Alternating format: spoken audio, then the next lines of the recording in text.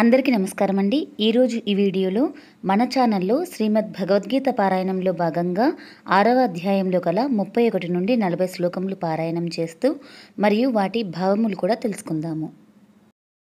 సర్వభూతస్థితం యో మాం భజత్యేకత్వమాస్థితః సర్వదా వర్తమానోపి సయోగి మయి వర్తతే.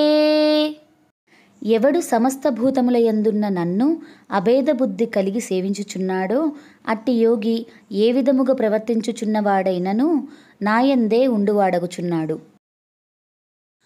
ఆత్మౌపమ్యేన సర్వత్ర సమం పశ్యతి యోర్జున సుఖం వా యది వా దుఃఖం సయోగి పరమో మతః. ఓ అర్జున, సర్వప్రాణులను తనవలే సమానముగా చూచువాడును, సుఖమును గాని దుఃఖమును గాని సమముగా చూచువాడును అయిన యోగి పరమశ్రేష్ఠుడు.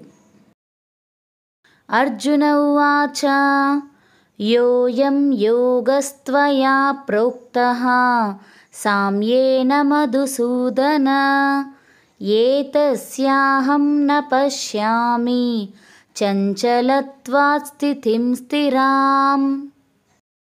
భగవానుడు బోధించిన జీవ బ్రహ్మైక్య రూపమగు లేక సర్వాత్మ దృష్టి రూపమగు ఈ యోగమును అర్జునుడు అందుకొనజాలక ఈ క్రింది విధముగా భగవానుని ప్రశ్నించుచున్నాడు. అర్జునుడు పలికెను, ఓ మధుసూదన, సమభావమును గూర్చి నీవు చెప్పిన ఈ యోగము యొక్క స్థిరస్థితిని మనశ్చాంచల్య కారణమున నేను తెలుసుకొనలేకున్నాను. చంచలం హి మనః కృష్ణ ప్రమాధి బలవదృఢం తస్యాహం నిగ్రహం మన్యే వాయోరివ సుదుష్కరం. ఈ మనస్సు చాలా చంచలమైనది, అల్లకల్లోలమైనది, బలమైనది మరియు మూర్ఖపు పట్టుగలది. దీనిని నిగ్రహించడం వీచే గాలిని నియంత్రించడం కన్నా ఎక్కువ కష్టంగా అనిపిస్తున్నది ఓ కృష్ణ. శ్రీ భగవానువాచ అసంశయం మహాబాహో మనో దుర్నిగ్రహం చలం అభ్యాసేన తు కౌంతేయ వైరాగ్యేన చ గృహ్యతే. శ్రీ భగవానుడు పలికెను, హే మహాబాహో, నిస్సందేహముగా మనస్సు చంచలమైనదే, దానిని వశపరుచుకొనుట మిక్కిలి కష్టము. కానీ కౌంతేయ, అభ్యాస వైరాగ్యముల ద్వారా దానిని వశపరచుకొనుట సాధ్యమే. అసంయతాత్మనా యోగో దుష్ప్రాపయితి మే మతిః పశ్యాత్మనా తు యతతా శక్యో వాప్తుముపాయతః. మనస్సును వశపరచుకొనని పురుషునకు యోగసిద్ధి కలుగుట కష్టము.